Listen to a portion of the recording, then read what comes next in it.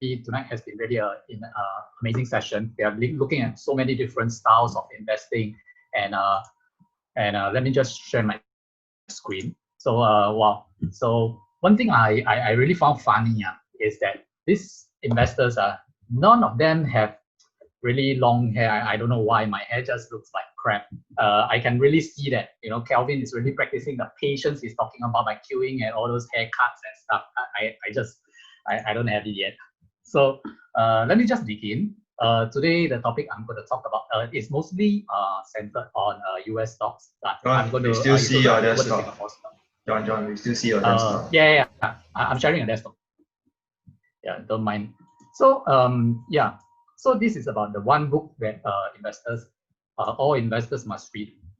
And before that, why did I get to this topic? I just want to talk about something, because I was looking at JP Morgan, because I was looking at the US market and JP Morgan. And you know, the normal way that investors do their research is that they go to the annual report and look at JP Morgan. So while waiting for this to load, they will also load some other websites, which will also help them.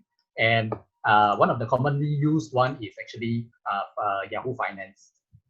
So let me just click into the JP Morgans and look for JP Morgan here. So it was very funny because that day I was trying to analyze this company. So as usual, I went to my favorite Yahoo Finance and I was looking at this thing. Okay, everything looks fine as what I would expect it to look at. But when I went to the balance sheet, you know, something looks weird to me. So if you all really notice, in Yahoo Finance, actually, there is no breakdown of assets and the important things. And so I was thinking like, hey, did they make a mistake or something? Okay, sorry, this thing is like, hide this. Okay, so when going back to the actual income statement, I was so shocked to find that, you know, there is a lot of information in there. So this thing really relates to what the topic I want to talk about today, these two comparisons. And, you know, I'll give you an example.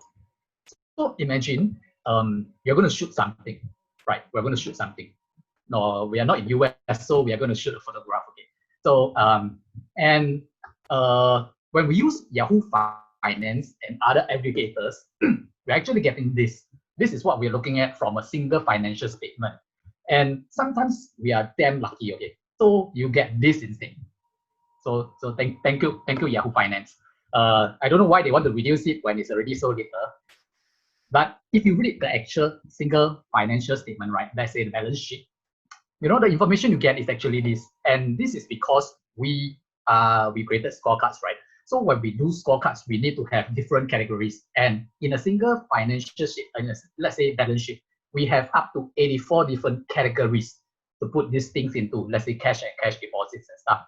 And Yahoo Finance has very kindly left this all out. So yeah, that's kind of weird. And when we look at all the different financial statements together, we get this is an even clearer image. And at this point in time, if you are the photographer, can you shoot already? Do you actually know where is the subject? And looking at this photo, I would say yes. Okay, and when we read that whole annual statement, it becomes even clearer because the annual statement, the annual report actually has different things in it. It has the message from the CEO and also all the different explanations on the part behind it. So, and the last and final standard, I will call it the Warren Buffett, which is this. When you chase the company for many years, reading everything about the industry and following how the company has behaved, you actually get a pretty decent, I mean, in a sense, pretty decent kind of picture. So, and it's within your circle of competence, you can achieve this. The question is, do we actually need to achieve this? And in my opinion, the answer is no. But is it even possible to go even higher and get high resolution? Maybe with the AI, looking at thousands of different factors, but it is very, very hard for human because we have to take into account all the different factors and then weigh them individually. That's not so simple. So remember that, but it's very hard because not everything you read will be useful as well, so they'll get distortion. So the question is, do we actually need to achieve this standard? And the answer is no. So today, my topic is actually very simple, and it's on the one thing that investors need to read. And I'm sure you have all guessed it now, but the one thing you actually need to read is the financial report. Because just based on all this aggregator, you're getting a very, very generalized kind of pictures. And in fact, I would say the people that will benefit the most from looking at all these financial statements, all these aggregated financial statements, are the people who want to invest in standardized companies. Let's say companies, manufacturing companies, and companies in those kind of industries that uses this kind of balance sheet, this kind of income statement. But if you're looking at specific insurance or other kinds of financial industries, it's very, very hard for you to actually extract any value from this sort of aggregator data. So summary of point one is reading the actual financial statement is the difference between shooting the dog and shooting the grass. And if you cannot, this cannot convince you, nothing else can. Okay, just don't shoot yourself. So moving on, okay, you can say like, okay, John, this is we understand this, but how many of you has faced this? Bear with me, I'll just do a short activity. You can raise your hand a lot. Okay, so there's a lot of difficulties finding the actual web page, going to Google, looking for the financial statements, right, and downloading it. Yeah, I agree. And then it's troublesome to bookmark the page, to come back to where I stopped, and to actually hard to analyze all these figures in the PDF. Yeah, I raised my hand also. So, and then someone is too long to read, 100 over pages. This financial statement has 300 over pages. Okay, I got no more hand. So maybe I raise my leg. Okay. So, and finally, last one. Okay, last one. Finally, and you either give up or you go back to Yahoo or MS Money. Okay. So if you are like me or you're like most people, congratulations. Now you look like the dog. Okay. So let's moving on. Let's talk about another company that I was looking at. Baba. Okay, so it's Alibaba listed on the US stock market. So let me introduce you guys to this awesome site that enables us to actually find out information easily. Yeah, so basically, right, let me just do this.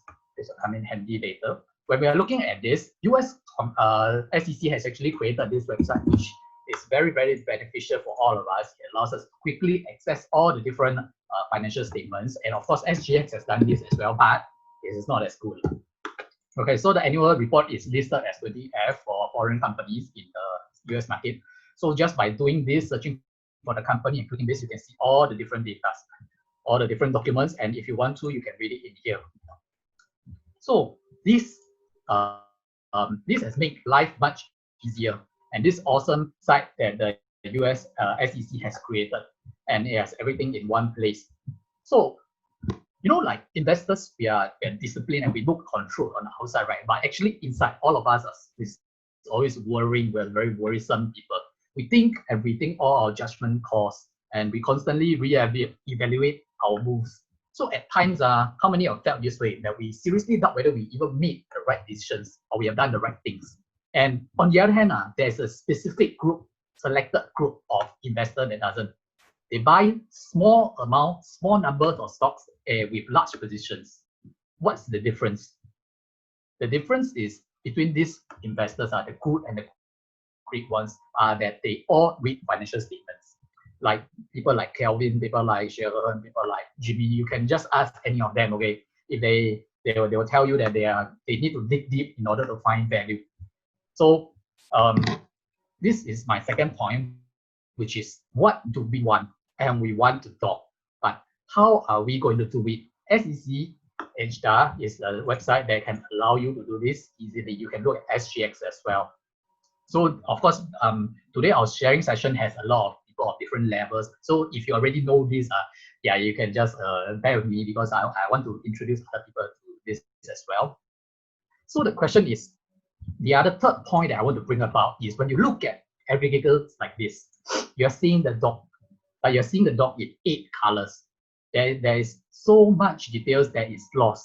And we have inventory. If you talk about inventory is not the same current asset as federal funds. So, they are all listed under current asset, but it's not the same thing.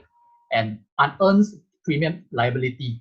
and comparing to long-term debts or insurance float, they are not the same kind of liabilities. When you squeeze various items of widely different companies into templates, into these headings, how can you expect outperformance? It's very, very hard. Any potential that will allow you to have an advantage over other investors would have already been lost. So we all have a great deal of unused capacity, which we have not turned to our advantage. So just now I was downloading this data from the same Agile website, just that we have a program to do it. And just by looking at the financial report, you can see that. Okay, you haven't downloaded, but it's okay. I have downloaded previously. So you can see everything is in here. Is a lot of information, over 60 pages of information. You want to look at, let's say, other revenues. It will tell you what kind of other revenues they are making and how is the breakdown of other revenues. You want to look at goodwill. Goodwill is an important thing for growth company. You want to look at what are their goodwills and are they ranking this correctly or not. You see, everything is here. You want to do the analysis, it's easy. All your financial statements are here. So don't waste your potential or the potential of the financial statement. When you want to see the dog, don't see it in 8 colors. You see it, you don't group them into current assets or liabilities. You see the dog in rainbow colors, you see. So that's exactly what I want to tell people to do. And this is my point. Don't waste your potential or the potential of the financial statements. You can only make quality judgments from the right data. So even if you don't understand it or it's too complex, getting used to it is the first step. Hiding behind all these big headings isn't a good way to do it. So the final recap of my today's point is use the edge bar, read the financial statement, and see the colorful dog before you shoot. Yeah, so for the last part of my presentation, actually, I just want to say that to harness the power of HDAO, our parents and I, we actually developed an in-house script to actually get all the financial data of a company with one click, and in Excel format, all ready for analysis. And today I have a special offer for you, but it's not the same as what other people are doing. It's not $5,000. It's not $2,500. It's not $250. Okay, every talk you hear this segment, but I confirm this is the only talk that does it. It's 100% free, and we want to give it to you today. So why are we doing this? Because of this. For the strength of the pack is the wolf, and the strength of the wolf is the pack. And this is what we believe in when we started FSC as a community. Can you imagine the power of the community where everybody has the tools to do the correct, proper investing through make insightful comments and ask smart questions.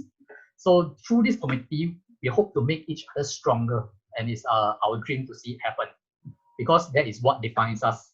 So buy investors for investors. Thank you. So I will post the link shortly in the chat, and it will be available for you guys to download. Of course, this program only works on Windows. Sorry, it runs on Excel, and Mac Excel just sucks. So I will just pass the mic back to Terence for him to do the hosting. Thank you.